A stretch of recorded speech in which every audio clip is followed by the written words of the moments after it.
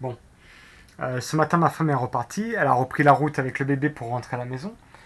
Vu qu'il y a un parking qui est juste à côté du port, et on a dit on va en profiter pour mettre la voiture à côté du bateau et charger toutes nos affaires, enfin tout ce dont je n'ai pas besoin à l'intérieur de la voiture. Puisque si on attend d'être au Sable d'Olonne, les Sables d'Olonne, c'est quand même. Il n'y a pas de parking juste à côté du port, il faut beaucoup marcher. Donc on a dit on va se simplifier la vie, on va tout ranger dans la voiture. Et je vous avoue quand même que de me retrouver tout seul sur le bateau, et avec plus aucune de nos affaires, enfin juste, juste avec mes affaires, ça fout un petit coup au moral quand même. Mais bon, bah, je vais pas me laisser abattre, je vais essayer de m'occuper un petit peu pour m'occuper l'esprit. Je vais aller nettoyer, renettoyer à nouveau les planchers, le pont, refaire le plein d'eau, et peut-être plonger sous le bateau pour nettoyer la coque. Enfin, faire pas mal de petits travaux histoire de m'occuper la tête.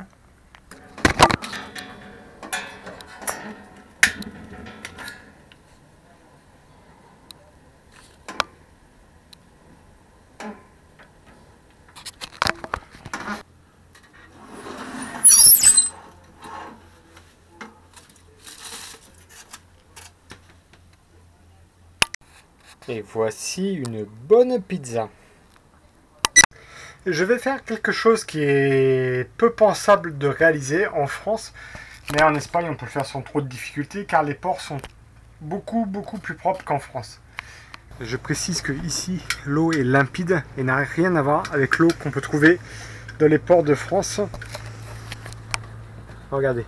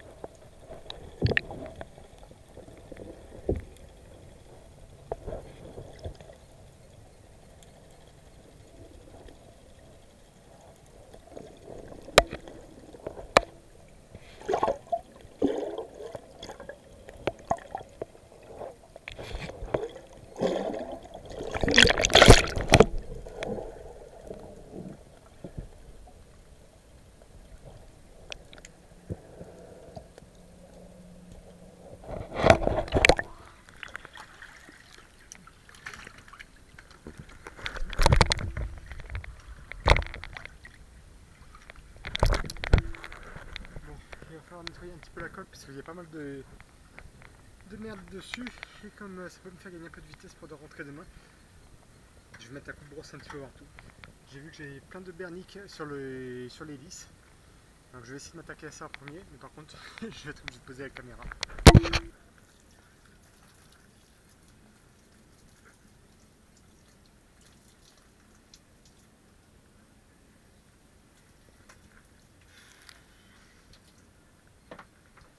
On va prendre une douche à l'intérieur. Bon, avant de repartir en France, il y a une chose qui est très importante, il faut penser à refaire le plein d'eau.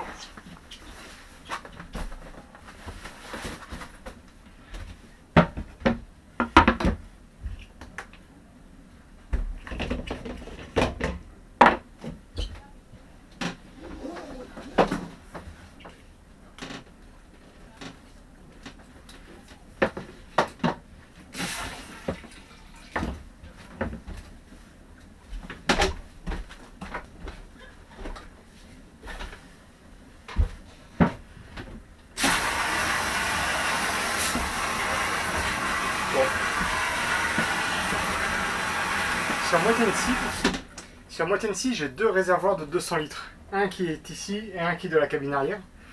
Et en moyenne, pendant les vacances, on a consommé à peu près entre 60 et 80 litres par jour. À savoir qu'il y avait la baignoire du bébé tous les jours, la vaisselle, les biberons à nettoyer, les différentes douches, on ne s'est pas trop privé non plus. Donc oui, entre 60 et 80 litres par jour, c'est ce qu'on a consommé en moyenne. Après, si je veux sur ce bateau, j'ai deux possibilités. Soit je peux remplir les réservoirs par l'intérieur, comme ici, ou soit je peux les remplir depuis un hub à l'extérieur. L'avantage de les remplir depuis l'intérieur, c'est que ça me permet de voir précisément quelle quantité est présente à l'intérieur du réservoir. Parce que je ne veux pas non plus aller remplir à ras-bord. Depuis que j'ai eu une mauvaise expérience où j'ai un réservoir qui s'est entièrement dévidé à l'intérieur du bateau. Je préfère faire de cette façon, ça me semble beaucoup plus simple.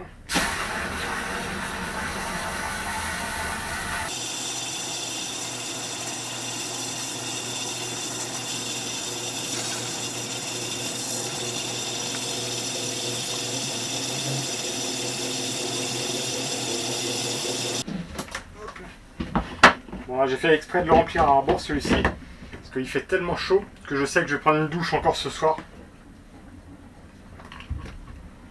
J'ai un petit peu de vaisselle à faire, j'ai juste une assiette à laver plus une fourchette.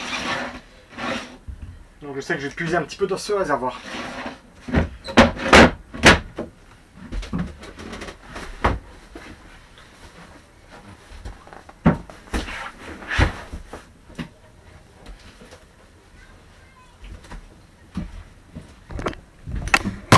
Bon, ça y est. Ça y est. J'ai fait le plein d'eau, j'ai fait l'avitaillement, j'ai essayé pour manger pendant 2 à 3 jours. J'ai le plein de gasoil, j'ai fait tous mes niveaux du moteur. Tout est ok. J'ai nettoyé les planchers et j'ai renettoyé les cales. J'ai nettoyé le pont. J'ai entré tous mes waypoints dans les GPS, AIS et différents appareils de cartographie, donc je pense que je suis pas trop mal. Il ne me reste plus qu'à me reposer.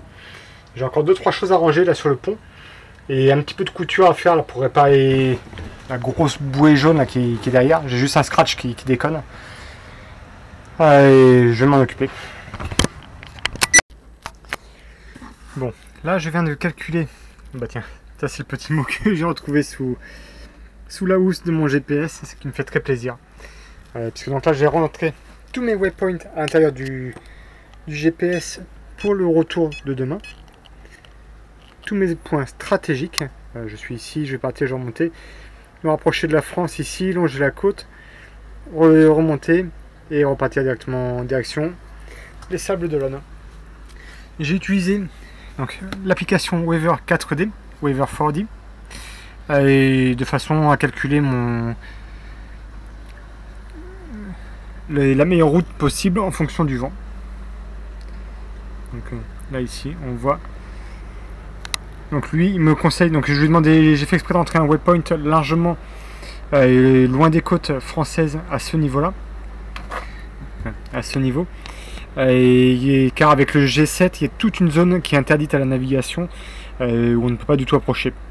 J'ai contacté le Cross-Setel de façon à savoir si toute la zone militaire qui est présente ici était active ou non durant le mois d'août. Ils m'ont confirmé que rien n'était actif pendant le mois d'août, donc je peux largement la passer sans difficulté. Il faut juste faire attention parce qu'il y a 2-3 zones qui peuvent être un petit peu difficiles, techniques à passer. Et donc voilà, donc là j'ai toute ma route. Voilà. Je sais pas si vous verrez sur l'écran, mais bon, heure par heure où je dois être. Hop. Faut pas que ça s'envole ça c'est précieux.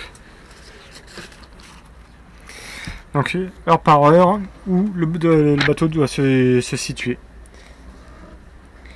Donc j'ai pris des waypoints stratégiques que j'ai rentré à l'intérieur de mon GPS. J'ai fait un petit tableau ici où j'ai reporté donc chaque waypoint à quelle heure d'après Weather 4D je devrais y être si je pars demain matin à 7h. Donc le premier waypoint, le numéro 124, enfin sur mon GPS, le 124, je devrais y être à 11h25, 126, 18h21, et ainsi de suite. J'ai tout reporté. Il me prévoit une arrivée autour de 13 à 14h. Bon, si j'arrive avant 16h, je suis content.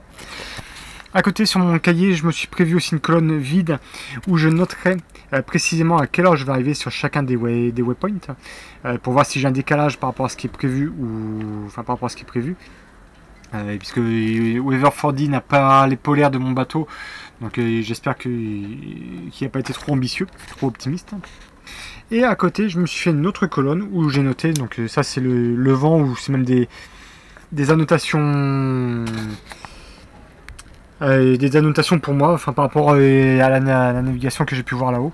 Je vois que au début, donc au niveau du waypoint 126, et à ce niveau-là, je devrais avoir un vent autour de 8 à 11 nœuds. Et au 126, il faut que je tire un bord, mais bon, ça sera clairement clair. J'ai reporté la vitesse du vent. Je sais qu'autour de 21h10, il faudra que je fasse du près très serré sur un côté. J'espère pouvoir tenir cet angle par rapport au vent. 23h, je sais que c'est là où je vais avoir le vent le plus fort, entre guillemets. 15 nœuds avec des rafales à 21 nœuds pendant 1 heure. Et après, ça va redescendre tranquillement. Et à 3h du matin, je sais que j'aurai du 8,5 à 12 nœuds par le travers. Et puis après, de toute façon, j'aurai toujours mon application. Je pourrai toujours voir un petit peu où j'en suis. Je vais finir de préparer le bateau. Je vais retirer le pare-soleil. Je vais retirer le bimini. Enfin, le bimini. Je vais juste garder mon petit abri là pour si jamais il pleuvait. Pour que je puisse être à l'abri. Et je vais me faire manger rapidement. Et puis je pense que je vais aller me mettre au lit de bonne heure. Vu que avec le stress, puisqu'il y a quand même un petit peu de stress avant un départ comme celui-ci. Pour moi c'est un petit peu nouveau, puis surtout le fait de le faire seul, c'est ce qui rend la chose un petit peu plus stressante. Je sais que je ne vais pas forcément bien dormir. Je sais que si je suis réveillé sur les coups de 6h du matin et qu'il commence déjà à faire jour, j'attendrai pas pour partir, je pars dès que je suis réveillé.